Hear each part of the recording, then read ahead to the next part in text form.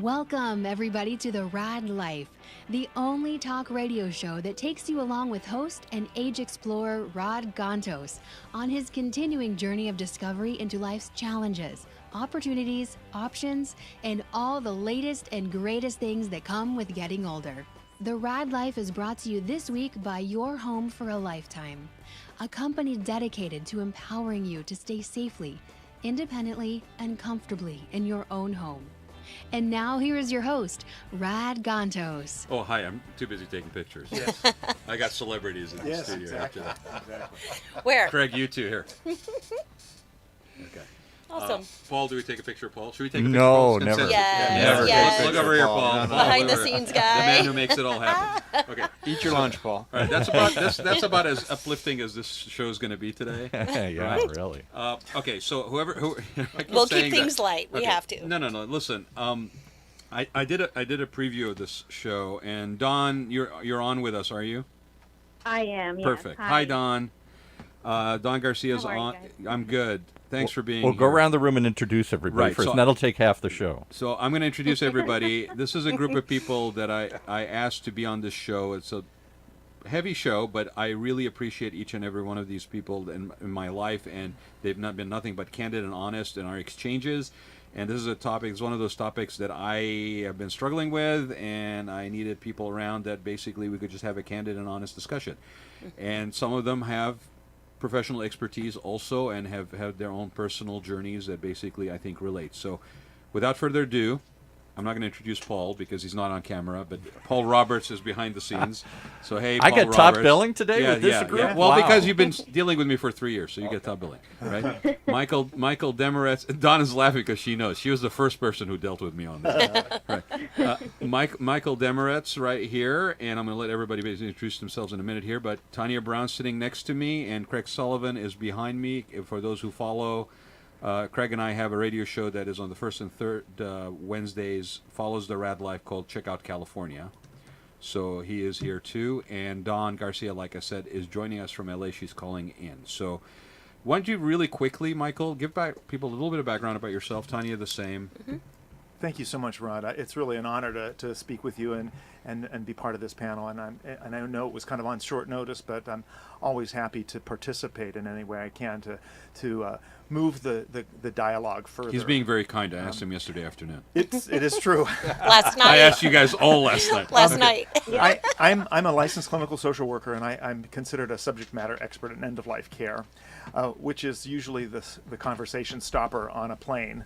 When people ask you, what do you do? They say, Especially on a plane. they don't want to There hear you anything go. more about it. Can I move And- my seat now? Yeah. And in a lot of respects, that's, I think, the crux of the matter is that people don't want to talk about it, or when they begin to talk about it, they're told to stop talking about it. And so Yeah, telling people you're an author of a book called Yeah. Dying 101 and there's a sequel coming out Yeah. of Dying 102 is probably not an icebreaker on a plane. no. And my co-authors are watching, Gail and Richard Reiser, and I'm sure they're going to get a chuckle out He's of doing this. a great job. I think it's awesome. Yeah. All right, Yeah. so you're right. I mean, and it is a tough topic, but we have kind of jokingly said on this show that we started off the show 3 years ago with Casey Kasem's daughter Carrie. Carrie, hi, if you're listening, talking about elder abuse, right, and bed sores, and visitation rights and legal. As a child, you can't ask for your parent to visit your parent legally, and That was so, a real knee slapper. That yeah. day, So it was Yeah. like we've been on the lighter side of life here, on this show, but. Somebody was asking me the other day, it's like, why do you do this? It sounds like a most depressing way to spend your Wednesday afternoon. And I said, the interesting thing is a common reaction, and we've had everybody in this room has been on the air on this show, and interestingly, when everybody leaves the studio, because of that exchange, even though it was a difficult one, people feel empowered, and they actually feel People good. feel up, yeah. And it's sad that we don't have more and more opportunities like that in society today. So it's a tough topic, but we are going to approach it. So what's the topic? Tanya, why don't you tell people about Well, yourself? tell the topic first. The topic, We need to hear about Tanya. Tanya needs to know. We need to know about Tanya. Okay. So I'm Tanya Brown. Hi, everybody, all your listeners. And again, Rod, thank you for texting me at, midnight last night? Just kidding. You're a night owl, just like I'm me. a I total wanted to get night hold of owl. I know. I need to get a T-shirt that says I don't like Insomnia. mornings. So I'm the youngest sister of the late Nicole Brown Simpson, and what people don't know is that I attempted a suicide in 2004. They'd know that if they followed the show. Pretty much, Because yes. we've talked about it. Yeah, absolutely. And, you know, ow, I just bit my tongue. Just like Michael and Craig, sorry, I was going to say Greg. We need to start talking about this. Death and dying is nobody's going to get out of here alive, but my job on earth is to empower people and encourage people to go to people like Mike and talk about it. Seek that help. Yep, absolutely. We need to start talking about the pain. Yeah, we're punished for feeling. So I do want to give credit for Craig actually for reaching out to me and saying, "What kind of show are you doing this week?" And I said, "I'm doing blah blah blah." And he goes, "No, you're not. You're doing a show on suicide." And I'm like, "Okay, well, nice talking to you." You know, you know that I'll later on this conversation week. went, yeah. You know, and you know, I actually was dealing with it, and I felt, why not deal with this on the air? So and is that because of the Anthony Bourdain situation? Well, partially Anthony And Kate, Bourdain, but then right. Kate Spade, Right. and then last week, anybody who listened to the show, you know, kind of the alignment of things is crazy sometimes. We had Joe Burke on here, and he was sharing his own personal story, and how he actually crossed paths with Kate Spade and Dave Spade, and because he basically had worked with his for their mom, who had a magazine in Arizona, and he was doing advertising and graphics, and you know, it was like a day after Kate had basically, you know, committed suicide, and it's like we have to do the show. So, and then Anthony Bourdain committed suicide, and I was following Dawn, as I usually do religiously, by the way, Dawn. Everything you put out, I just absorb. I love you too. And and if you're not following Dawn Garcia, you need to be. What's wrong with you people? Okay. So she basically posted something about Anthony Bourdain, and I couldn't agree with more her sentiment about it, and she had an opportunity to interview him. So, Dawn, give people a little bit of background about yourself. That's awesome.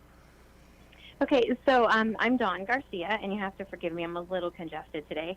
But I am a writer and an editor, and actually, once upon a time, I had a show that Rod was my guest on. So it's kind of great that it went full circle. I'm also... After I showed up, the show died, basically, but I tanked. Yeah, and so I write and direct for film as well, and, you know, I am very heavily steeped in this world of sort of the celebrityism, but not from a tabloid perspective. Right. I think that what happened to Anthony, it affected everybody. Not that what happened with Kate didn't affect everybody. I think it just was too many things at once. And then you think about Robin Williams, and you know, these are people that people have a very specific set idea of who they are and what they represent, and a very positive image of. They think happy thoughts when you mention any of those names. Well, it's true. I mean, and I can tell you that, and I wrote this, but meeting Anthony Bourdain is like having thunder and sunshine explode in your face. It's the most amazing. He really is this incredible presence, and he's so freaking real. Like, there's no BS about him. And it's so lovely because to have someone like that, and I know you already read this, Rob, but I think it's true for someone in that position to share the world with the world. Yeah. And yet to have been so private about apparently his own pain. Would you go ahead and read that, Dawn? Read what you wrote. Do you have it handy? I have. Let me see. Or ad lib. You're pretty good about that too.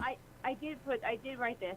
Today, the world lost a man whose ability to transform the way we see the world was unlike any other.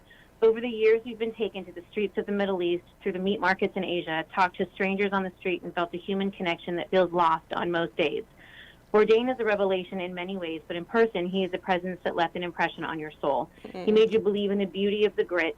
My heart sank at the loss of his legacy, that he's left all of us.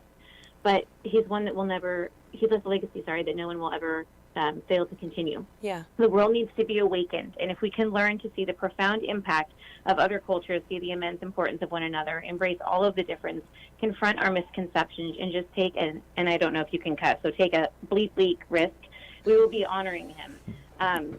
Honestly, I just think that we don't really know what anybody's pain is. And I've experienced it, and I think everyone has experienced it, and we live in a crazy social media exhausting world where we're all trying to maintain this idea that everything's just fine. And I the more you talk to people, do you realize everything is a complete mess, including us and our emotional state. And I'm sorry that people, by the way, is it Paul? No, Craig, you're the therapist, yes? No. No. Yeah, he thinks he is. No. But he's I'm not a Irish, so that therapist. explains it. And I tell long stories. It's in my blood. But by the way, before you go further, anybody who's listening, that is why you fucking should be following Don Garcia. Yeah. Let the Okay? F-bombs And yes, go. we curse all the time on this show. Oh So boy. Good. Oh my God. Good. There we go. Look He's at Let it. it fly. He's unleashed me. I have unleashed Michael now. You know, I want to. Hold sorry. on. Go ahead, Don. You finish your thought. No. That's okay. I was just going All to right. say, I think therapy, as much as to this day, which is an unfortunate reality, how taboo it seems, it's Sadly. an actual requirement for everybody. Yeah. Well, that's one of the failures of this country and the whole mental health Yeah. system. Still and a taboo.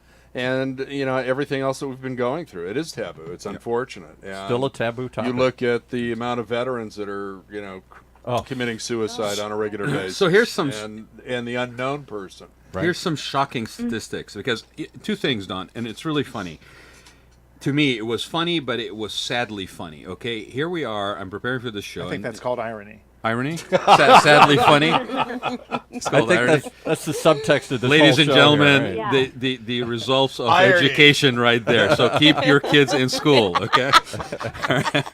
But thank you. I appreciate that. Yeah, English is not my first language, and people laugh when I say that for some odd reason. But okay, so Entiendo. the irony of the situation. Thank you, Michael. Is that when I was preparing for the show, and people know that I don't do a lot of preparation for the show, but I was preparing for this show, and I was looking at Kate Spade, and I was looking at Anthony Bourdain, and then here pops up the name of Robin Williams, and I could not believe that I had already forgotten that Robin Williams also had committed suicide, and I thought, how ironic that basically somebody like that has already, from my mind, gone away as being a person who basically suffered this way, and it's sad. Okay, that we have this stigma that you're talking about with therapy. Is it the name? Is it the label? Should it be referred to as life coaching? Something else? I don't know, but it should be in everybody's wellness It's a program. recognition of weakness. My own daughter, who's 11, she heard the term therapy, and she said that's where crazy people go. And I thought, my God, where the hell did you hear that? At 11 years Not old, for me. sadly, in She's 2018. 11, Wow. and I thought, have we not, Obviously anyway, not. And I know this will take another turn, I'm sure, but I think the way we also deal with mental illness and depression and anxiety is something that we've really failed in this country. We've dehumanized it. Risks in the world. We have, and we've also passed out medicine instead of looking for alternatives, and we've done all these things, and they're putting Band-Aids on it rather than actually trying to work through. And again, I know I'm going off track, and I will not do this again. But I just watched a documentary that Danny Trejo's produced on Netflix that's called The Survival Guide to Prison.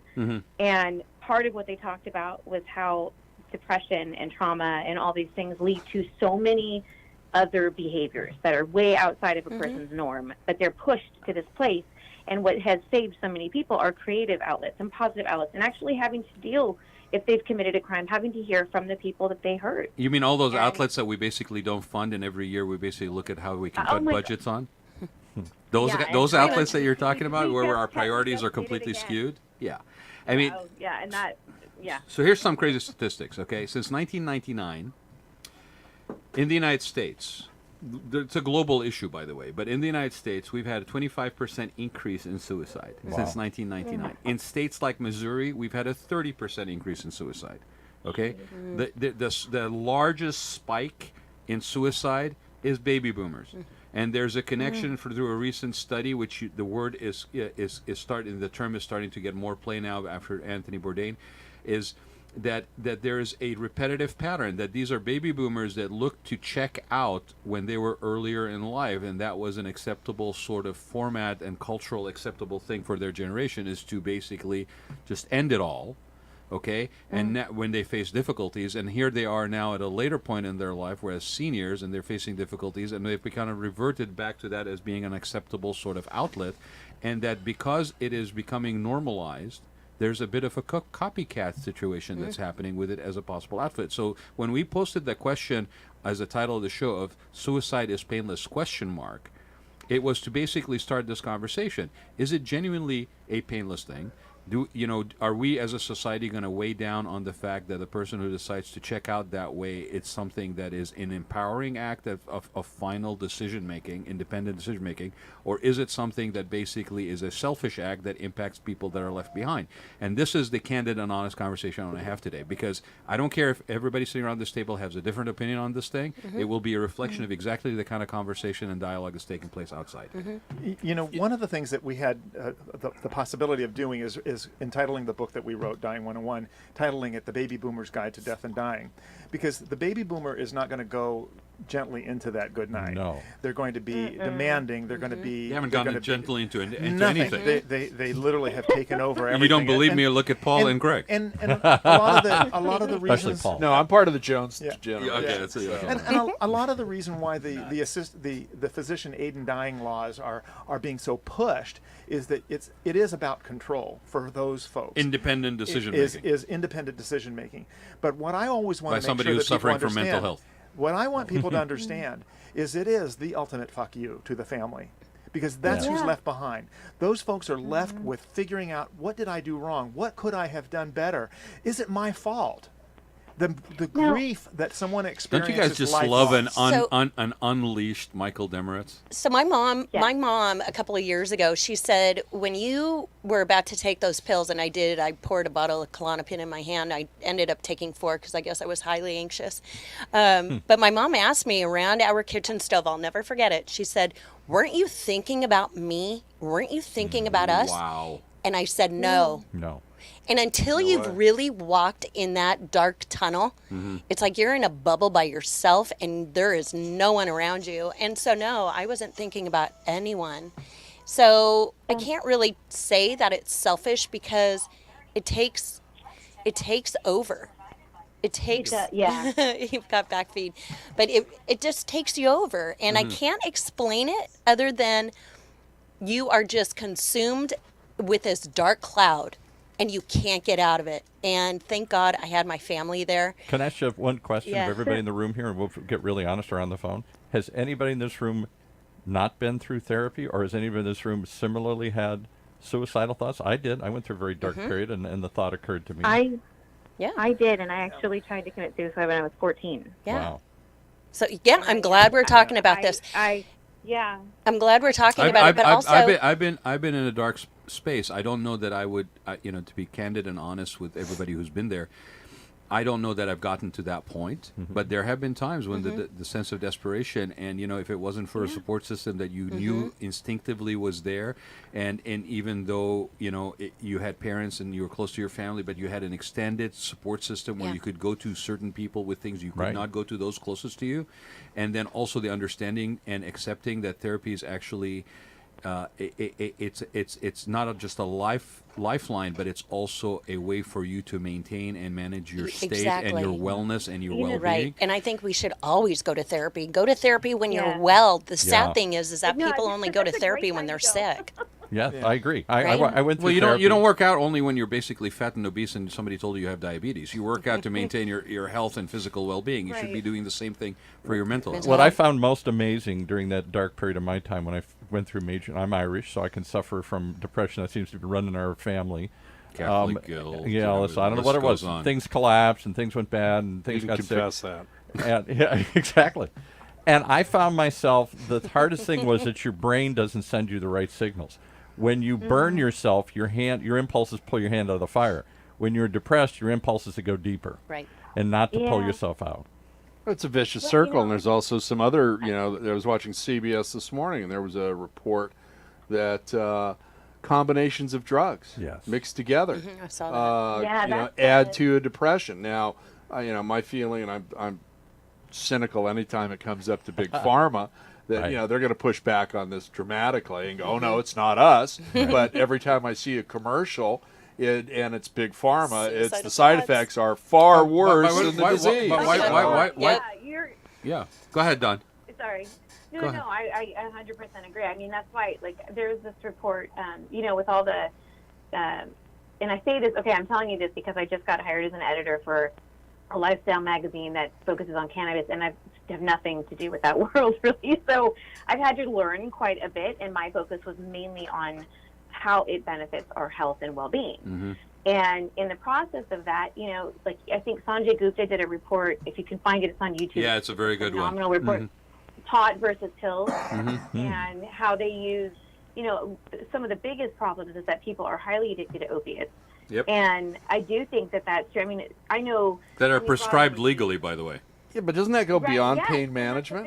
thing. Yeah. Well, Bourdain was That's exactly what it reportedly is. doing Vicodin. I read that somewhere. I don't know if that's true or not, but that his wife, because his second wife was very into martial arts, and she said openly she gave him Vicodin to sort of get him through this, and we know he was a heroin addict before. Why do we have this issue with accepting that as a reality? Okay, we wake up in the morning, we're all basically down, and we basically stimulate ourselves with caffeine. Okay, I mean, I'm using a simple formula basically, but if that's acceptable, that people are going to take an upper, and then at the end of the day they're going to have a glass of wine and they go down themselves. Right. I mean, the fact that it's prescribed by a doctor all of a sudden makes it a little bit easier. I mean, I think it goes back to what you said. The baby boomers want 60-second answers. We don't want to face tough challenges. I think that's true, and I think so. We're always looking for. You a actually pill do it on and a this quick show all the answer. time. You basically interrupt and ask for an answer. I when do. you And don't I get brought it. him lunch. You don't- You figured he'd be eating it this point. So, But I think, and I don't know what the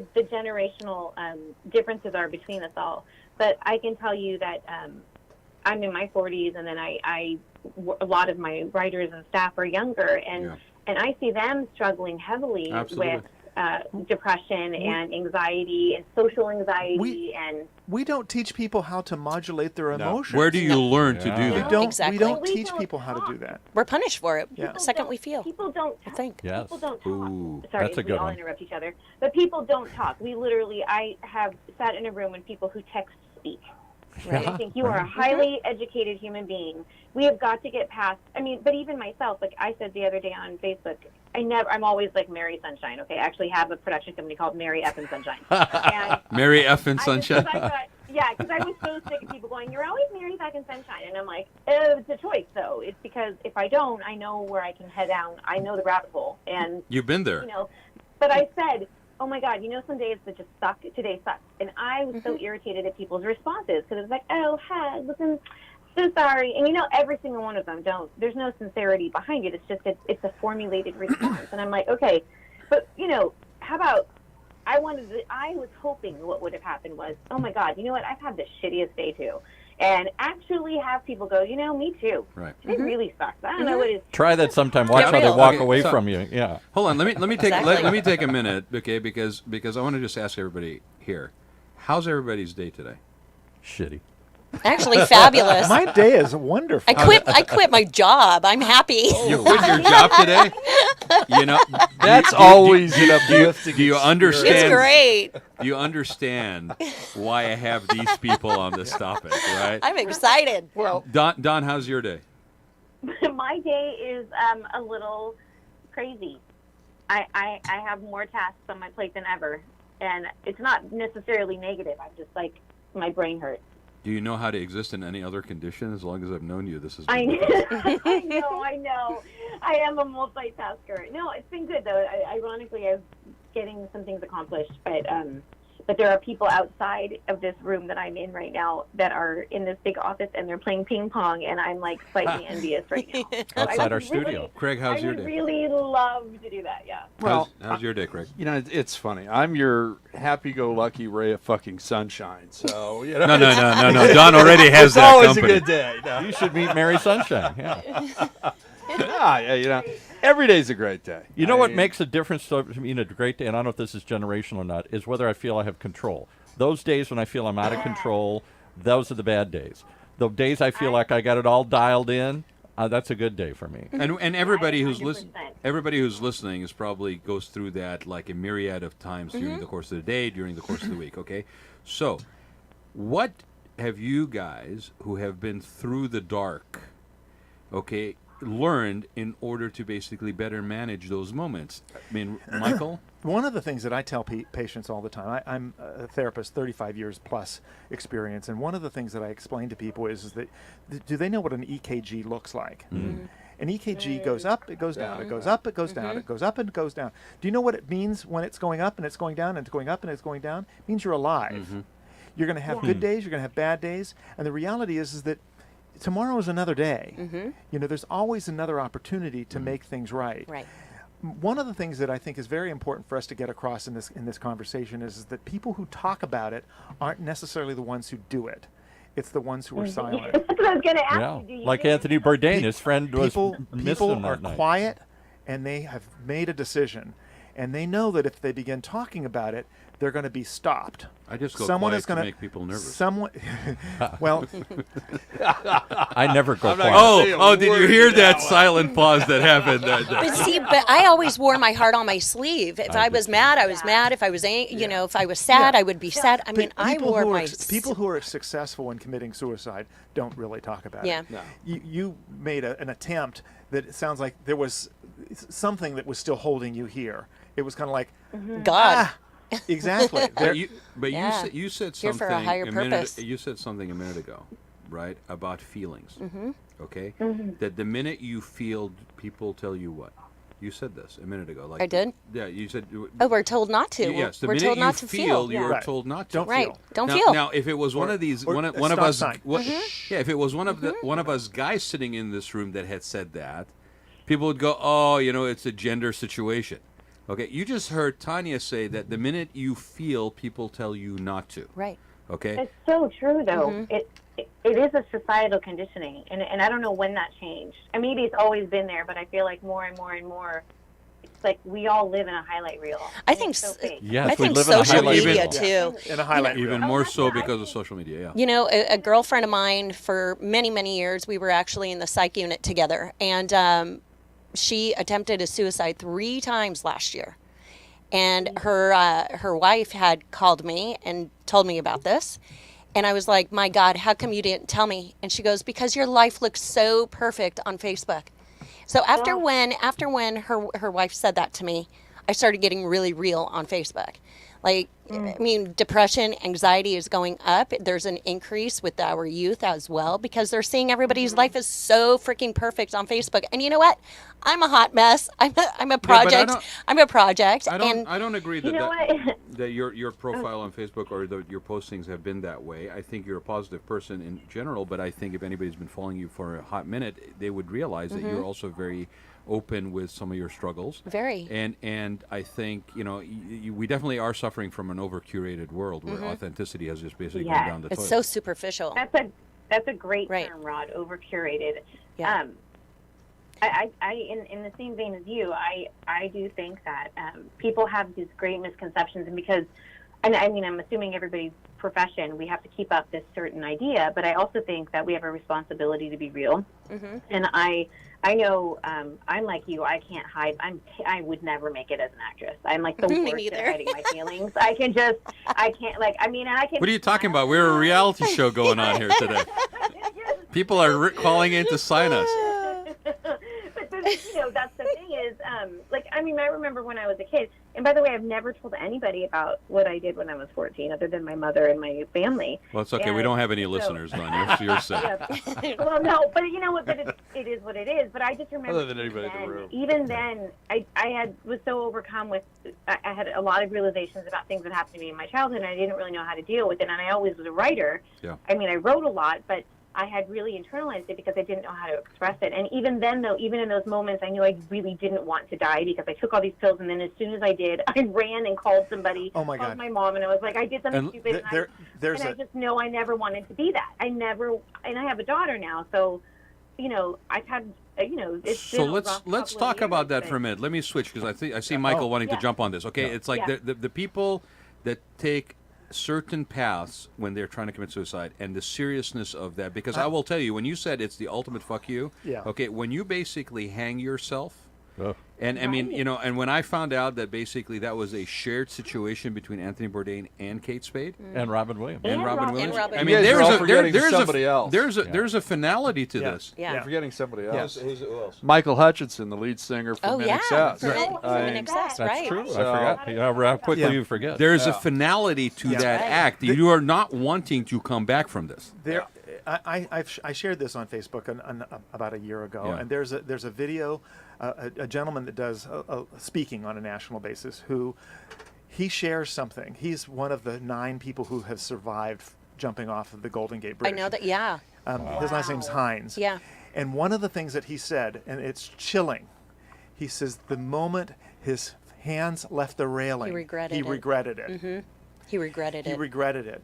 And the power in the room when he was sharing that information, it is so final.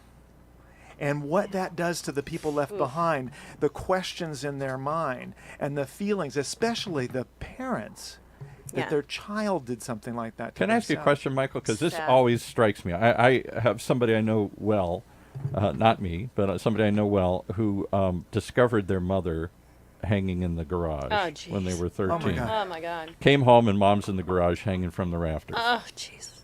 Now, that experience Oof. changed his whole life. Trauma. And I wonder, I know it's a nephew and you're in your moment. I've been there. It's dark. It's only about me. I got no way out. This is it. I got no choice. But to do it so gruesomely, why do so many visible people do it? So, I mean, hanging, they could take pills and just quietly slip away. Yeah, but you could survive that, maybe. You There's could a cut your- finality to hanging yourself. Gunshot wounds to the head Unless and now you're- hanging yeah. have got to be 2 of the more Yeah. gruesome Yeah. things to leave behind. The research has basically said men tend to be more Aggressive. violent types of ends of life. Like But Kate Kate, she Spade. did I mean, that that's as what- well, which that's was what, shocking like, to me. Yeah, that threw was me shocking. completely. So talk about that too. for a minute. What You does know- that do to the impact when you find, because you leave, but somebody finds you. Ugh. I used to run a support group for people who were facing end of life, and they often would talk about suicide. And one of the things that Gail and I used to ask them is, who's going to find you? Yes, right. Who's going to find you? And tell us about that. To get me in that space for who is going to find you. And what does that say to you, to them about your relationship with them? Yes. Oh my God. I think it's important to talk about this stuff. I'm a mandated reporter, so if somebody says they're going to kill themselves or they're going to hurt somebody, I have to And when report people that. when people say that, But- listen to that as Don't a take it warning lightly. sign. Don't Right. take it lightly or Yeah. shy away from it. That's, I think a lot of people do that, though. They do Yeah. think, oh, Well, yeah. you're just being dramatic. Yeah. Right. So I'm going to play. I'm That's going. a scary thing. I'm going to play devil's advocate, okay, Michael? So, okay, fine. But what you're basically doing is you're guilting me into not doing what I feel I need to do because I'm in such a bad spot and in such a black space and everything is right. So when you're telling me, well, what about the people that leave me behind? And again, I'm just playing devil's advocate, right? Are you not basically ignoring my needs where I'm at? How do we balance that You out? know, I wrote an article a couple of months ago about suffering and the assessment of suffering and being able to identify when people are really suffering inconsolably and how do we handle that? And that's the second part of that question is who finds you, but also what can we do to help you right now? You know, do you need to be somewhere? Do you need to be with someone? Do you need to talk to somebody? And I think that's Do you the need to secret. feel? I think you've got to get outside of your own head and realize that you do impact others. I mean, I think whether it's guilt or whatever it is, you have to look at it in a bigger picture. That's Right. why we have to start Now- talking now- about feelings. Feelings. Craig, go ahead. You know, let's It all let's comes talk down. about this. Let's talk about the person who's found by a perfect stranger. Oh, Okay, we got a hotel just down the street from us. It's got a semi-open fire escape. Okay, and there's metal grates up on the openings now because when it first opened, people were jumping off of it, committing suicide. jeez. I've got friends and clients, and we're all in the hotel business. And I've got one buddy of mine who's had at least one suicide at every one of his hotels. Jeez. You know, you imagine the maid walking in and finding that. Right. Okay, and Right, you know, I don't want to have my family find me, so I'm just going to go check into right, the hotel and check that's out. what happens Horrible. on a far Wow. higher basis than most people commonly know of. I did know that. Go ahead, Yeah. Don. Now, I was just going to say, so on the other side of this, right, we have the completely depressed, the ones who really do need to be reaching out and just they're internalizing a lot. And then you have the other side where you have like the medical assisted suicides. And I wonder if that's even something to talk about because I think for me, I don't actually think that that's a terrible Well, thing. is the proper term You're medical sick. assisted suicide, or is it euthanasia? It's physician aid in dying. Yeah, that's the proper term. That's what I was wondering. And Yeah. is it any Yeah. different that you made that choice? I'm going through, on my no secret, I have this 94-year aunt I talk about. I just put her in a board and care facility. She's wanting to die. If this is what life is, I don't want to live. My And grandma's 97. so should she have that right to bring, she's Well, not Michael, going to die. after but- saying Yeah. what you had said Yeah. prior, what do you think about that? How is that different? You know, it is a little different because a person who has capacity and who has the ability to Yeah. do that, and the law is such that it is, certainly at this point in time, it's kind of on hold in California, but in the states where it's Yeah. been in practice for some time, people tend not to follow through. They get the drugs and then they don't take them, and that's what leads me to believe that it's about control. But Right. the corollary to that is it's also about suffering, because people are afraid of Yeah. suffering, Right. and that is really the crux of the matter. And we don't teach people how to deal with that. I'm in afraid end of of life, suffering. in end of life care, primarily, we worry about suffering and being and suffering inconsolably, meaning that we cannot Well, get see- over it.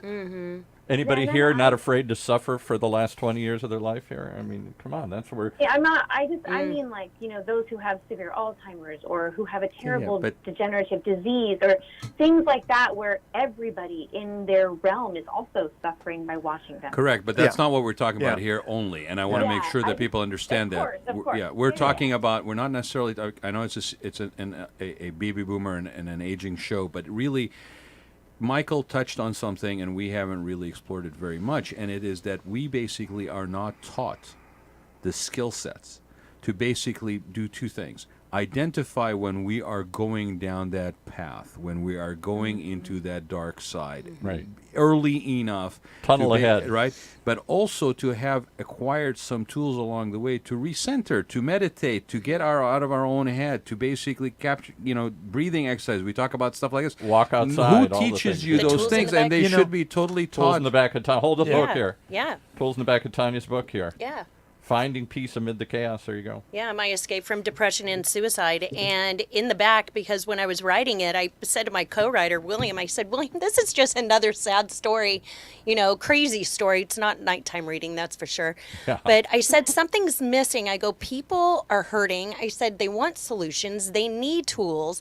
And I do life management coaching. It's because these tools aren't something that I just pulled out of thin air. I learned these when Right. I was in the psych unit. Out of necessity. Right. And it talks about acceptance, surrendering, just even problem solving, goal setting, but most importantly, Yeah. meditation, self-care. Well, people's tolerance to pain is also different, right? So Mm-hmm. what one person basically can handle very easily as being something that's stressful or a reason for stress could be something that is absolutely devastating for somebody Right, else. right. It's all relative. Yeah, Craig, you were going to say something. I think that's part of the conversation that, whether you're a boomer or Generation Jones or something after I that. don't think it's age related, to be honest.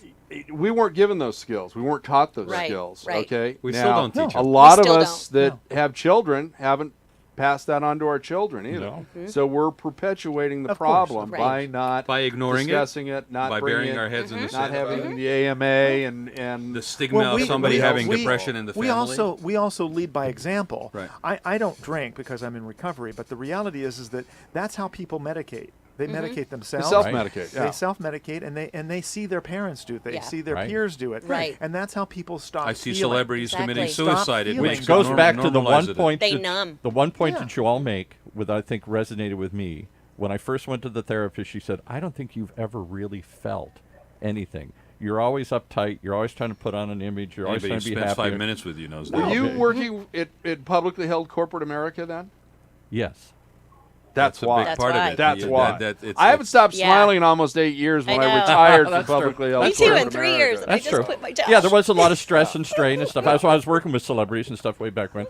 But I will tell you that I don't think we do feel. We don't allow ourselves to feel sad. The minute you feel sad, go pick reach for yourself something. up by your Right, bootstraps. right. It's- Get right. over it. But the whole Well, what if you idea don't have that the boots. that you are going to feel bad Summer. some days, and that's okay. That is You part know, of the cycle. One of the things that happens I do- frequently. I'm Hold sorry, on a second, I'm sorry, Don. Don. One of the things that happens frequently with the patients that I work with who are dying, they're often a very advanced age. Somebody 85, spouse is left behind. and automatically family, physician, all the people in their life say, oh, well, they're depressed. They need a medication, or they need something to take care of that. What they're really saying is, you're feeling, I can't handle watching it, so I'm going to medicate so I want to you. medicate you. Right. I say to physicians frequently, Exactly. Mr. Jones is not clinically depressed.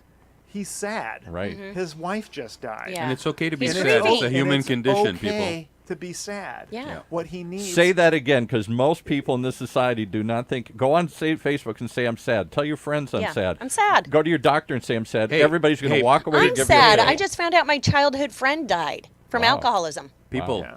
So, There, I mean, there is an emoticon on Facebook that you select. It's a sad face. Okay, even on Facebook, feel it's sad. okay to be sad. it's okay to not it's be a- okay, it's a- people. But is it okay to be sad today? I don't find people accept sadness. Immediately, they no, either I- want to walk away from you or they want to medicate you.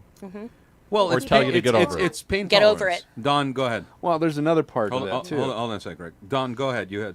Yeah, no, I was just going to say, like, I have to constantly, I check in with my daughter on the regular because she was feeling those feelings of sadness. And I said, you know, if you don't feel like talking to me, let's go find somebody that you can talk to. And it had nothing to do. She wasn't depressed. She wasn't having any of these things. She was just feeling like bummed and didn't know how to work through some things. Right. And I knew I couldn't Be there for her. all the on tools. it, And sometimes it does help talking to somebody that is going to be objective and isn't there to judge you. Right.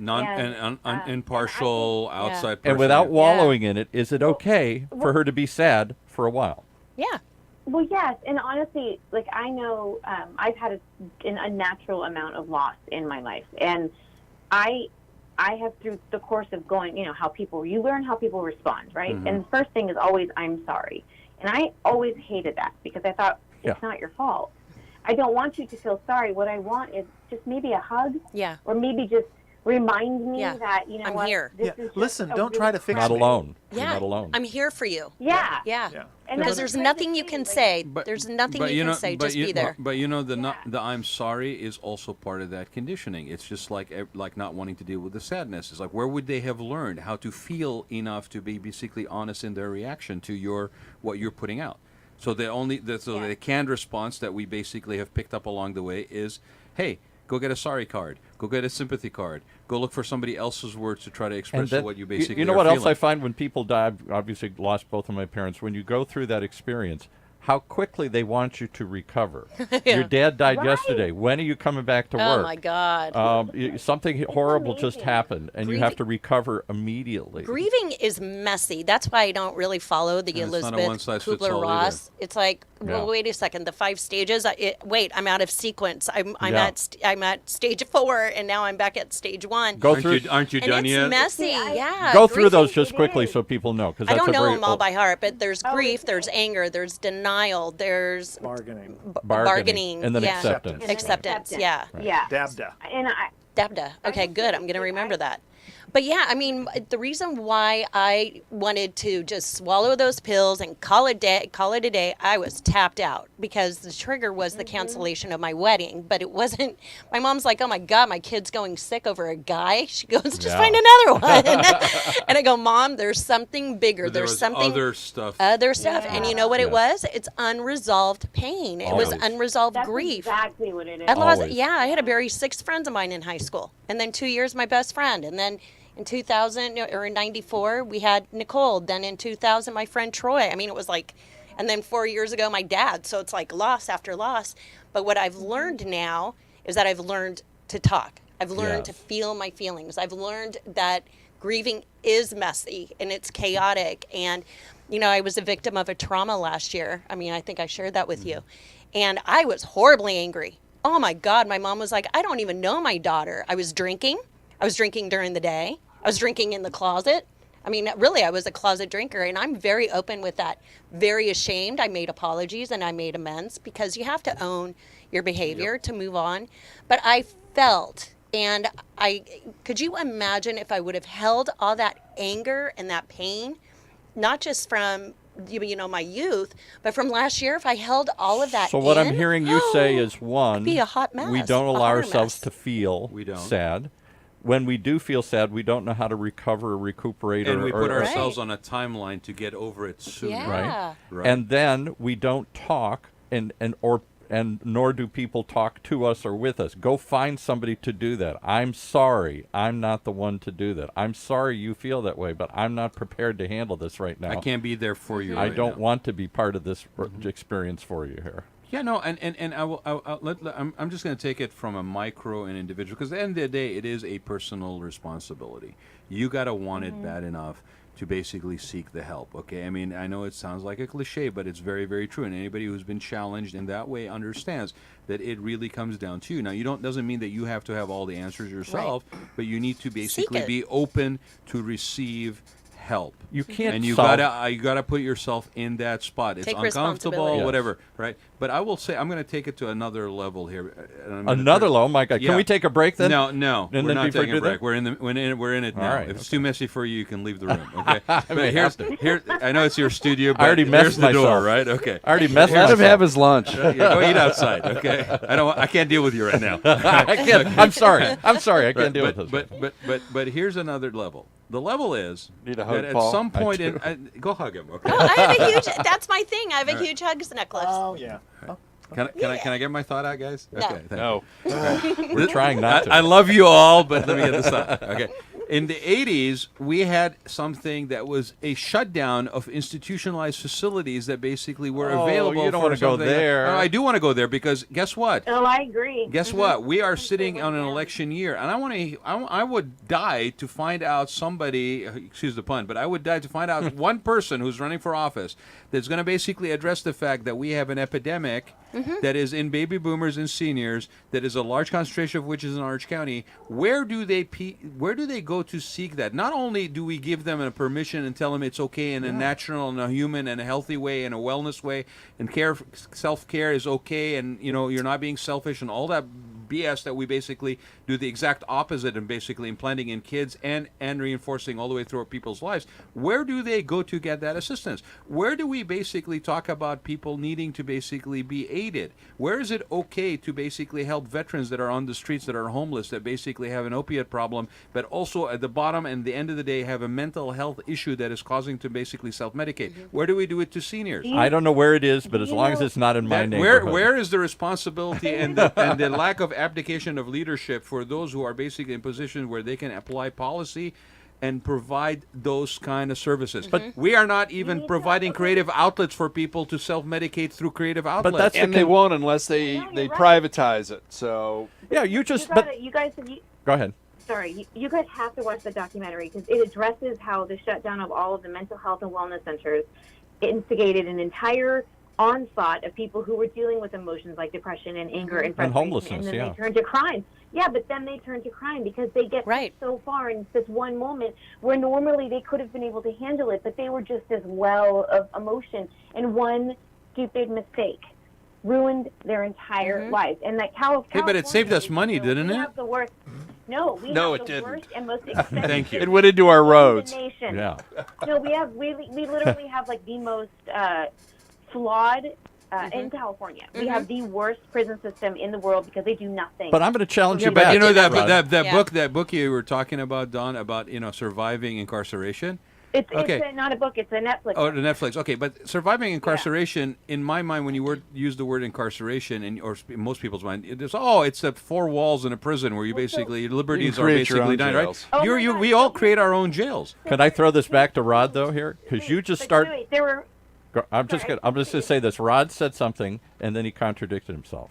He said, Yeah. at the end of the day, it's a eat lunch. personal responsibility that you have to find help and demand help and find help. Yes. And then he said, but we have a group responsibility to help you. No, that's not what I said. That is not what I said. I said if Play the I tape. that's not what I said. There are people- That's Play the that's what you heard. Okay, because But that's from, not from what he whatever your own said. filter. What I said was that you are at the end of the day the person who is responsible to understand that you need help and you seek it, or Right. allow yourself to be open to receive it. What I said, the part you're referring to is, once I get to that point, where do I go get it? How do I even find out that it's okay to do? That is the group responsibility. That we have to basically allow for this. It's like The place and the wait, space. hold on. You're going to Right. collect. You're going to get money, and you're going to earn a living, and you're going to make an income. But you know what? I'm not responsible to provide you with a place for you to keep it safely, horrible. or a bank to basically put it in, or somewhere to basically safeguard your future. No. You got to go build your own friggin' bank. But you just Come said on. people don't even want to Sad. talk about it to their friends or loved ones. How many people want to deal with it as a society and find a space and a place and the funds to do this? Not many. It's not outside your own house. It's your kid sitting in the bedroom, depressed, that you basically silently don't even understand that's what they're going through. I get and then you go, that. "Oh my God!" Well, is that I don't because our understand. schools are now at prison? Oh, Ooh. don't. Now you're going to go a whole nother direction. Oh my You know, goodness. okay. Sarah. Yeah. Oh, go ahead. I just wanted to. the Armed film prisons. I mentioned that. Did I say I love you all? I really do. Yeah, well, we do. But I just Love looked you, at it man. yesterday, which is why it's fresh in my head. And the only reason I'm saying it is because of those people, there are something like 400,000 people that were wrongly imprisoned that actually were proven to be innocent. And there's this Innocence Project. And the whole thing behind all of this is that we live in a society where everybody's ignoring all the signs. We want all the rights, but we'd have no accountability or responsibility. And we want somebody else to deal with it, not here. You can build that, but not in my neighborhood. I'm happy to help. I don't even want to help my friends, much less strangers down the street. Well, is that because we saw all this good work done in the late '60s with the Vietnam protests and civil rights, and then as we got older Right. and we got into college and we didn't pay attention to SDS and a few other things, and we discovered money and cocaine, and we decided we were not going to Why don't be you tell us more about your socially responsible anymore. I'll tell you. So- Cocaine, I got to drinking throw in this out there. closets. This is a totally veer off, but Joel Cocken, very conservative writer up at Chapman here, writes a lot of conservative pieces in the Register and others. Wrote a piece that I thought was very interesting. The generation that Craig talks about was the generation that was going to change the world and be different than their parents. As we've gotten older, are we just as selfish, even more so than our parents? I don't care about homelessness anymore. Screw them. I don't care about affordability. Not in my neighborhood. I don't care about anything. I got mine. I'm sorry you don't have Okay, yours. look at Abigail Hoffman Yeah. and Tom Hake. Okay, Right. A couple of the biggest sellouts of that generation. Okay, So again, So- have so- we so let's bring- become our let's- parents? but- Have we but become? let's bring it back specifically to this topic, okay? Do we have an epidemic? yes. Oh my God, Yes, yeah. absolutely. Okay. But That- it ain't- that is And- is and it- is and- it- is and- it is the and- epidemic suicide or is it mental health? It's mental health. Mental health. mental health. Mental illness. Let's Mental let's illness. change. Let's- Let's, let's call it- change that. let's call But what is it the is. mental Yeah, illness mental the illness. responsibility of the mentally ill or of all of us as a society? well-being. But is mental that's well-being That's surely sugarcoating it. I don't want to do that is on the meant? show. But what you're getting at here It's is mental is, illness. Mental illness. is it my responsibility to help others or just myself? And by the way, it's illness. It's not. How It's about not both? self-inflicted. I mean, let's get over that too, right? It could happen to anybody, Anyone. in this room, Yeah. anybody we know. Yep. It could happen in affluent communities. It could happen behind gated communities. It could Hashtag happen. no one is I mean, immune. nobody is immune. Right. Okay, there's no. There. It is doesn't pick on based on political party. It doesn't pick based on religion. It doesn't. It could hit Anytime. because it is part of the Every- human everybody condition. gets that, but is the solution government and society, or is the solution within us individually? Do you want a 6-second solution, As or do you want a hippie- real solution? as old hippies, we'd say, go find it yourself and seek it yourself and change yourself and be the change you want to see in others. So and all let's that go stuff. around the room on that one. Michael, you want to start us I off? think it begins with the individual because we make all sorts of efforts with lots and lots of money here in Orange County to solve the problems like homelessness and things like that. And we take people into those areas, give them resources, and then they take what they can And then initially, leave. and then they're out on the street again is that a because they sol- don't want to participate. Is that a solution or a Band-Aid? It's right now we're just using big Band-Aids because it's upsetting Yes. to us Right. who have got a nice life here. We don't want to see the homelessness. We don't want to see the problems on the Amen. street. We just want it to go away. Mm-hmm. I'm willing to pay for it. Just don't make it happen in my backyard. Right. And so that's really the problem is that I think we have solutions. It's just I don't know whether they're the right Well, solution. there are also commitments of a longer involvement, Yeah. right? If we really Right, are going to want right. to solve this, and I don't want to So spend that much there's time. some there's some awesome people in Orange County who are doing some amazing things. Yep. Jim Palmer with the OC Rescue Mission, but you've got to want to You gotta be want it. there. Yeah, Maybe you Purdue gotta want down it. at You've FAM. got to be sober. You've got to be willing to participate, and that's on you. Yeah. Yes. And if you don't do it, then I need to be able to have some way of taking taking you out of society and putting you somewhere because you're bothering me. But let me tell you this. That is the Michael, most honest from somebody Yeah, who that's I so thought was honest. the That is very opposite. honest. That was the most honest, Yeah. and I have to say, I'm sorry to say, probably agreeable Yes. thing that I would. Absolutely. we all However, ultimately You gotta feel want the that way. help. However, You gotta want the help. there's a layer, okay, and Gotta want yes, it. you're gonna want the help, right? But what if you, because we talked about this, what if you along the line of your life basically have never heard or been told or even having a clue that this is actually something you can seek out, that you can want to find? Okay, what is it? Is it the old adage of you got to hit rock bottom, and whatever that rock bottom is for you? Because if we're putting it on that person, then have we at least put a little flyer saying, hey, it's okay if you're basically feeling bad. There is a way out. Out. Right. You might want to do this. Go to Does it hit rock bottom? Go to Charlie Street. No, I've been there. Charlie I've been there. Street I mean, in Costa Mesa, and see what rock bottom looks like. Wow. Those people. I don't even know where Charlie Street is. Where is The- Charlie Street? I don't even know. I mean, Well, give me roughly. In Costa Mesa. The It's point in is, Costa get out of Mesa. your bubble and look at what that you looks can like. see what it looks like, Yeah. and there's a lot of support, but you got to want You it. got to want it. Oh, And I'm if not. you don't- and if I'm you not don't want it- disagreeing. sometimes when people, I had 4 people commit suicide who in my life in this past year out of a meeting that I go to. 4 people. Wow. Right. Younger than me, half my age, Oh. who killed themselves because they just didn't see any other way out. Yeah. But the reality is that lots of things have been presented to them, lots of opportunities to get it right, to be rescued. want it. So I've how do you told balance people, it- give me your hand. Yeah. Yeah. Give it to me. I'll help you. Which I Yeah. got to just say but quickly. you got to reach got- my hand. Right. Real quick, like So I my- say, so that's my- what I upsets me agree. about I agree with celebrity Michael. suicides. Because at the end of the day, I'm supposed to feel sorry. I thought Anthony Bourdain was a great guy. I really He looked made up you- to him. they- whatever. their suicide made you feel, Yeah. and you don't like it. No, you know what it was? No, that maybe. But, more than that, I feel angry because if you didn't have, you had all the resources in the world. And I'm supposed to feel bad for you and Whitney Houston, given all the gifts you've had and all the chances you've had and all the money you had. And if you, I'm angry. And there was somebody else that just was on social media saying they're angry at this. Well, no, whole and thing. I said this when we prepared for the show. I You said, of this all is others an should- angering topic. You should have, more You're than hearing it any right now. others, taken advantage of those opportunities and sought help. I feel bad for the guy on Charlie Street who doesn't know what to do, who's never got no resources. Well, Michael's no saying life, is actually no they nothing. are given that opportunity. It's like the old joke about, you're falling down the cliff and things appear and, then basically you're not grabbing for the branch, you're not grabbing for this. By the time you basically die and you go up to heaven and it's like, God, why didn't you give me a sign? And he goes, what was the branch? What do you Right. think Yeah. the branch was? Right. I think Or the part of rock, this, Yeah. part of this discussion that we're missing, it's not just celebrities, okay? Right. It's people, everyday salespeople that cross that line and they blend friends and business together. And they hold everything in. They cannot divulge that they've got medical issues or Right. financial issues. Anybody on, Nobody social, to anybody talk on about. social media. And Greg. they have a tendency of doing these Right. things.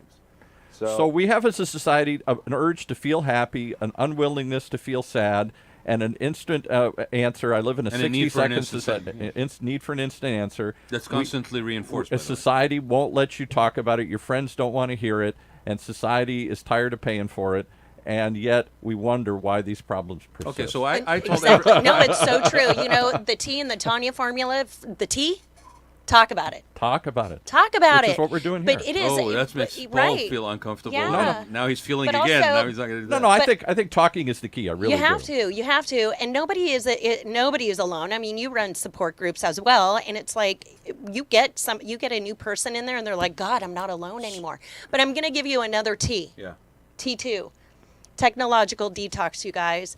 Our brain is so stressed. Yeah. There's no neutral space. It's not just, oh my God, I'm so stressed, I have so much to do. It's like, no, we need to chill this thing, the one thing that will take your life, and it's your brain. And you got to do what you got to do to chill it out. Meditate, go walk, you got to journal, you got to, your positive affirmations. Yes, it may sound pop psychology, but you know what? It works. Can I tell you something that And I get really adamant about it. It was a byproduct of doing this show, actually, which has been really a godsend. When we're on the air, when we're doing this, anybody who's listening to this, you tell me if you've been paying attention to this, if you've been able to do anything else other than be focused on this. Yeah, thing, right. Right? It's an hour during my week where technically I mostly am good about it, right, is we have to be in the now. We are in the minute. We are in this exchange. We're in this discussion. We're not what I have on my calendar. Right. You know, although for a minute ago that we got like a notification on Michael's phone, who's basically doing a live feed, that he had a lunch appointment. Right, but the point that Tanya is making is very valid. You gotta care enough about your mental health, and when I say mental health, I mean the calmness in your friggin' brain. Yeah. That it's like a machine that is 24/7. At some point, it has to be maintained. Yeah. It has to shut down. It has to You have have to some take care of sleep. it. It has to be kind of Sleep. Huge, right? And so. I promise everybody to give me feedback. So Craig's basically been elbowing me. So He's you want got to go So something. I next. got a question. Let's talk about Tanya's tea too. How many of you have your cell phone? And I'm sorry, I'm not going to call it a smartphone because I think it dumps It's us all dumb. down. How many of you have it on the nightstand, and that's the first thing that you pick up in the Exactly. morning? I have it under my pillow, and it's the first Oh, thing that's I look awful. You are a sick That's puppy. awful. at. I sleep I've with been it. telling you that for years without Paul. Turn it all off. No, Get it out of leave your it room. downstairs. So close to Leave it me. in another room. Does No. it have to So be are the first thing? so Craig, how do you feel about this topic? Are you angry? Are you He said he's Mary Sunshine. He's sympathetic? Billy Sunshine. Yeah, Okay. I'm good. You Mary know, effing sunshine. How do you feel about I'm not really about the fucking not about the happy. I'm sitting back here I smiling. mean, Michael, I got anger, and I was going to ask you. So those 4 people that you knew that were part of your group that basically decided to take their lives, how do you balance that out in your head? I mean, these are people you personally know. They are people that I was close to, and Yeah. I am very angry. Yeah. In addition to being very upset because they didn't ask for help. Yeah. And it was and you there. said you Hands actually put the here. hand Hands there. down. The hands here, and if you can't take it, you know what? After they've done it, and I've grieved that, fuck them. Yes. Because they piss me off now. Because I did offer help. Yeah. I did reach out for you. Yeah. I did open my hand. And you know what, you guys and are, that's why suicide Yeah. isn't painless. and you know what Exactly. I'm Yeah, and there's it's- nothing you it's can not do. painless. And you know what I'm hearing, Michael, is I'm not hearing detachment. I'm hearing complete feeling, complete sensory ends, Raw. basically Setting raw. Yeah. Yeah. As it should be as a human being. It It should be. hurts. It hurts. But I'll tell you another piece, and we didn't even mention this. All those people, the celebrities that died by their own hand, Yep. they had a hell of a lot of life to go. Yes. What are we missing? That selfishness that they didn't give us the rest of their life. And waste of What talent. they could have accomplished. I know. Don, how do you feel about this? Sad.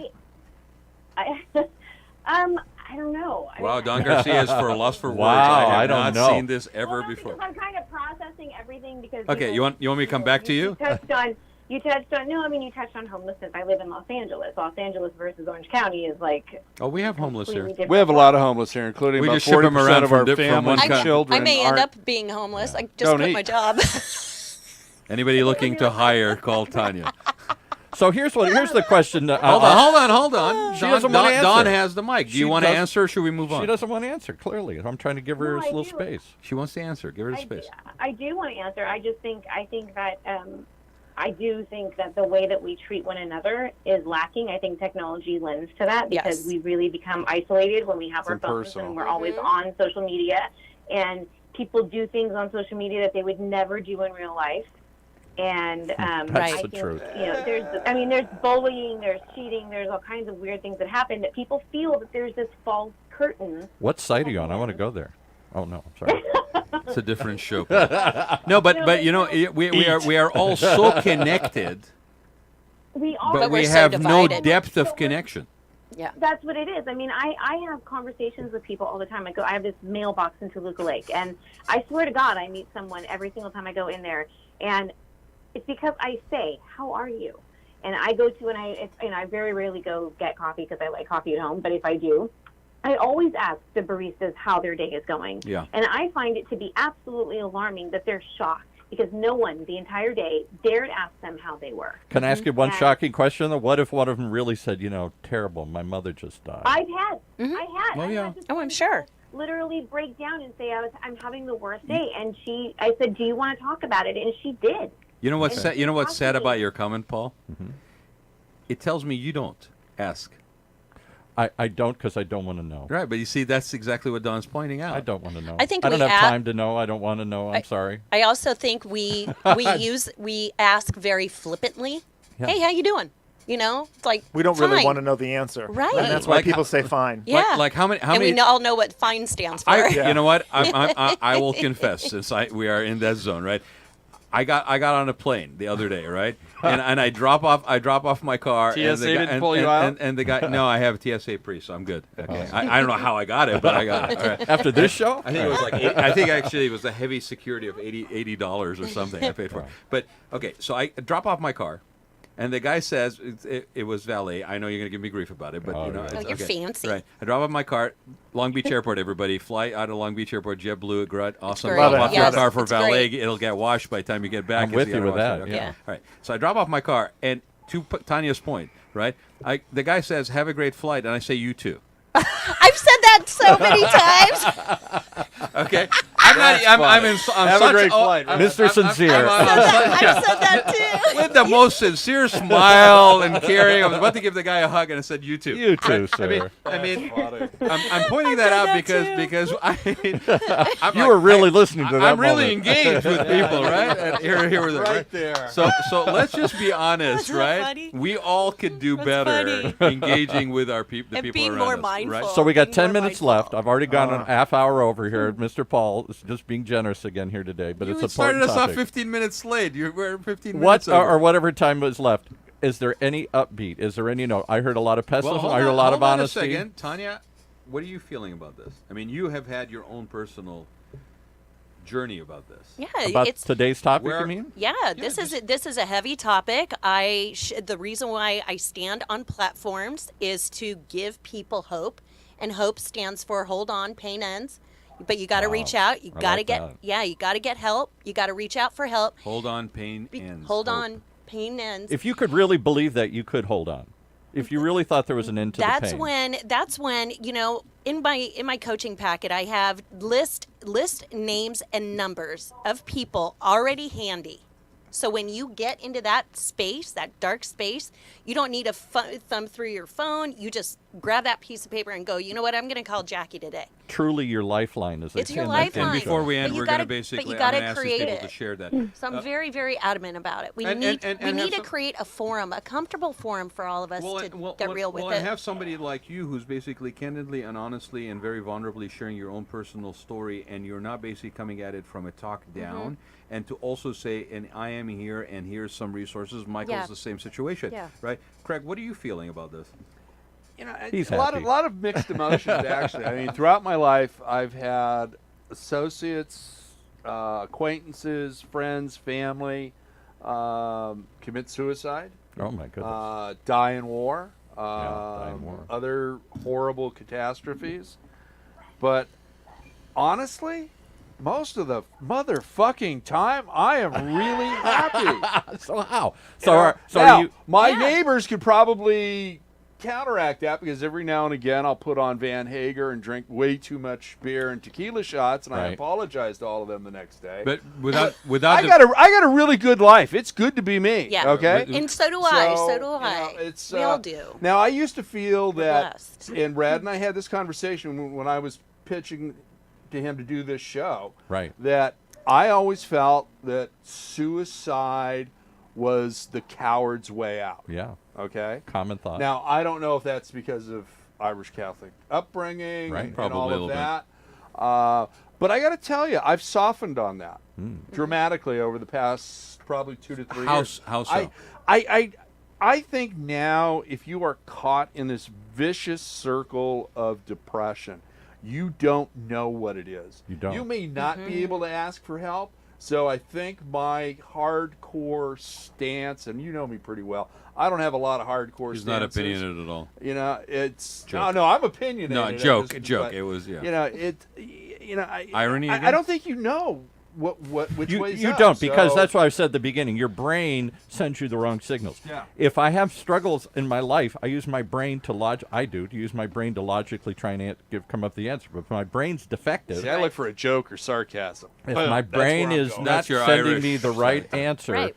then I Craig, can't get out of it. Craig, here's the interesting thing, because we've been talking, and so far a lot of us have been basically saying, it's angry, it's a kind of Yeah. I have a real resentment towards this. When people do it, they're being very selfish, and I'm hearing that. Okay, I'm also hearing it coming from a place of love and feeling and just deep emotion, right?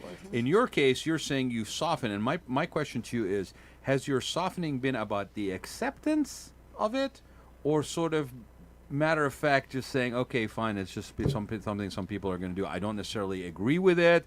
I think they should try to hold on longer.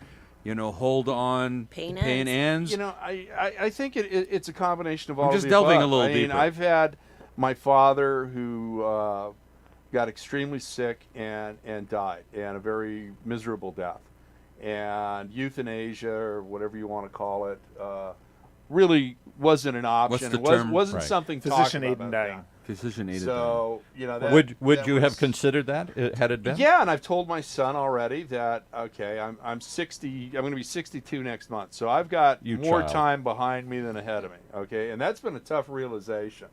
But I've already had to talk with my son and said, something happens, I go down this path. This is what I want to consider. But that's the common baby boomer reaction, that I'm going to have control until the very end. Yeah. It's my choice until the very end. No one's going to tell me what to do. They have it my whole life, Well, and you they're need not to about ask Brad me.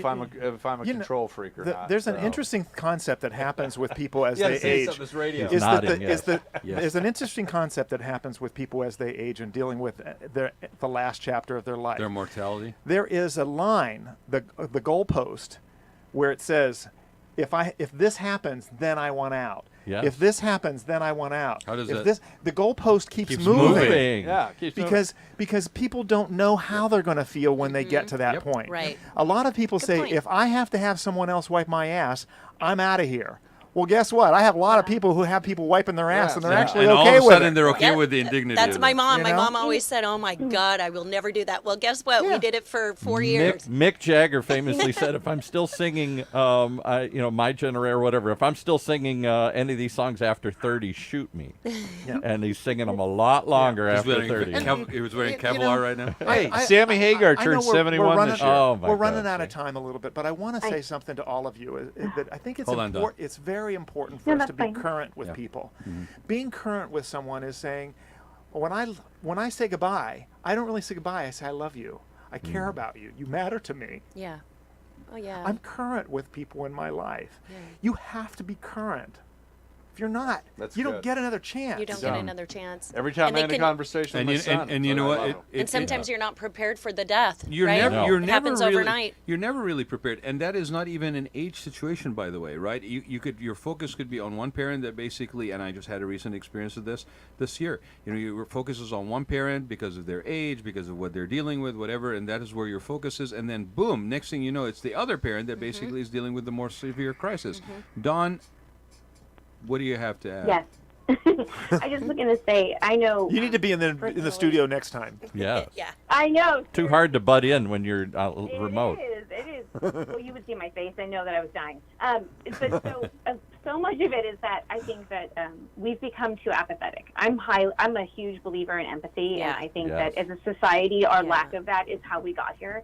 But I know for myself when I've had, and it's been a very rough emotional year. And when I was saying I had a lot of death, it was mostly sudden death through accidents, malpractice, things that were out of everybody's control. And I had to deal with all of that. And recently, when I just was reading about this, most of the time when we feel those feelings, we feel afraid. We feel afraid of those feelings. Yes. So our physiological response to fear is the exact same physiological response we have to courage and brevity. So every time I start to feel afraid of what I'm feeling, I remind myself that I am being courageous, and I'm going to confront that fear. I'm going to confront those feelings. And I just like that. changing that little mindset, it really made a huge difference in how I deal with what I'm going through, because I'm afraid because I don't understand how it's going to So end. being afraid But is at the end of- courageous. Feeling is It is. courageous. And Yes, have you it watched is. Have And you we watched have- any movies or read any books about heroes and quests and challenges? There's always fear. No, he's a Republican. He hasn't read a book. That's a read a book. But anyway, so that's kind of Ouch. my take. Is I think we can all be a little bit more courageous, and feeling is probably true. is really us just being badass and brave. Well, Yeah. and again, to Michael's point, good it book. is a personal choice of how to frame it. Now, you just chose to frame this side of the coin as being bravery versus fear. Fear is bravery. And that is one of those things that we need to always remember that we need to do on a daily basis as part of our own self-maintenance and self-well-being, is that we gotta, you think you're messing with your own head by labeling it differently. You know what? If it works for you, label it differently. If it helps you through the day, label it differently. If 5 minutes in the morning meditating and basically shutting down and just being focused on your breathing helps you basically navigate the next 2 hours of your day in a better state and more centered.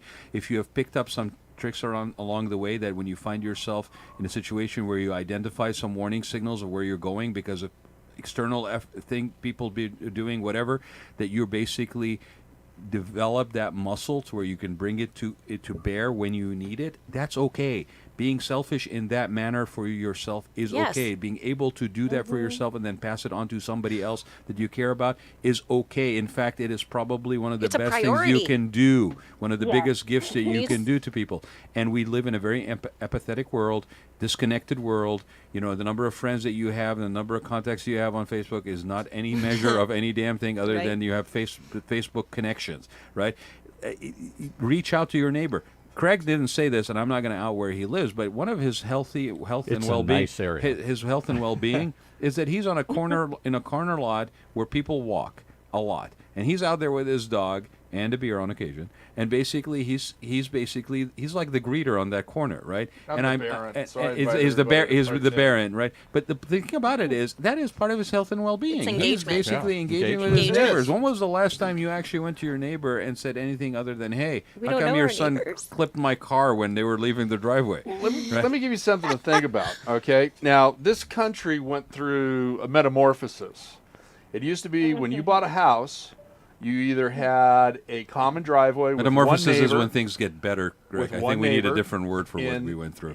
In the back, so you shared that. And the house was the house, and you had a front porch. Right. Or you had an alley, and you had a separate garage, and you came in through that, and you still had a front porch. Somewhere in the late 60s, early 70s, the LNRs, the KBs, the Irvine Company, and various others changed all that. They said we can jam more houses into these areas, and we're going to make half of the house a garage. So now you used to drive in, you used to get out of your car, close the big garage door, walk to what this postage size front porch, and go into your house. Where it used to be everybody gathered on their front porch. The kids knew how to come home when the street lights came on, and everybody knew one another. You don't have that. The area that I live in, nobody has a backyard. Well, we do. It's called the Pacific Ocean. Right. So we are all friendly. We all know one another. We talk to everybody. We talk to strangers. Everything. So you're saying it was the unintended consequence of changing our home builders? Yeah. However, even though the brochure from those developments doesn't show life as being messy, okay, when you buy that house, I will tell you, you look at those developments 10 and 15 years and 20 years later after they were basically put into place, and you have life basically. You cannot ever, eventually life will find a way, and you will find those kids. Now, maybe it's not every single house on the block, but there are some things that start to happen in those communities as they get more established. The newer ones, much harder, right? But overall, our life has become so hectic, there's been so much demands on our time, that we don't give ourselves the time or the permission to actually engage with one another like we have just done. And I do want to give a thanks to Paul for letting us run past this. Thank you, Paul. Because sometimes that is life. That is life. It's messy, and it basically takes a little longer to get to where we're going, right? And so it's not all on an agenda or a to-do list. I want to thank everybody for being on this, but before we go, I want everybody to basically share their contact information, because these are people that if you're going through some stuff, their hearts are so large. Call them. They will be there for you in one way or the other if they can. So, Michael, whatever you want to share. My phone number is 949-355-6000. My email address is mdemeratz, DEMORATZ @gmail.com. None of that will ever change. Thank you, Michael. Tanya? And people can reach me at Tanya at tanyabrown.net. It's TANYA. And my phone number is 323-723-CALM. Oh, I like like that. Yeah. Okay, she keeps upping her game every time I see right? her. And Dawn, Yes. how do people find out about Dawn Garcia? You don't. She's on the phone. You can't find her. I know. Probably just my site, dongarcia.com, and you can email me, dg@dongarcia. I have a magazine. I have a million other ways that you could reach me, but that's the most direct. You're gonna trip over Don Garcia the minute you type in Don Garcia online. Okay, she's worse than I am, right? But here's the other thing too. The best way to engage with people is break bread with them sometimes. And Don, I know, is going to be at a couple of things, including a seafood festival in Santa Monica soon, right? Yeah, I do many. Yeah, I try to do a lot of different events actually. Yeah. And I speak at inner city high schools when I can as well. You know what you said though, that shows your roots, because that's a very Middle Eastern and European old school break bread to get there. I don't break bread with anybody. Really? What did Jesus? You're not Irish. Really? What did Jesus do for the Last Supper? The old school. When was Jesus around? Not last week. Yeah, but that's old school. I agree. I try to get people together, and I just put it out there. Like, if you guys want to come, whether we have a drink, or coffee, I'm like, if somebody really drink. Yeah.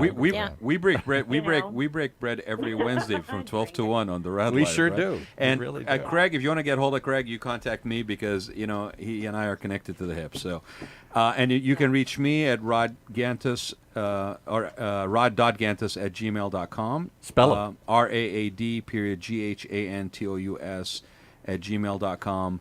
You can also reach the Raad Life on Facebook. And Paul, give people the number in case they ever needed to call us. 949-330-7760. 949-330-7760. Operators standing by. If you guys have been listening, please share with us what your thoughts were on this. This is a mess. This was a messy topic. We didn't really have a program or an outline for where we were going to go with it. But you know what? Those are sometimes the best journeys to take. Organic. It's the Raad Life every day, every week. And I appreciate you guys coming along with this journey today. I really feel a lot better, at least having had that conversation. I don't know that we have resolved anything. I think at the end of the day, it's going to be a personal thing for each one of us. But hopefully we help some people basically accept the fact that it's okay to have this conversation. Yeah. Thank you, everybody. Yeah. Thank you. Thank you. Have a great day. Thanks, Don.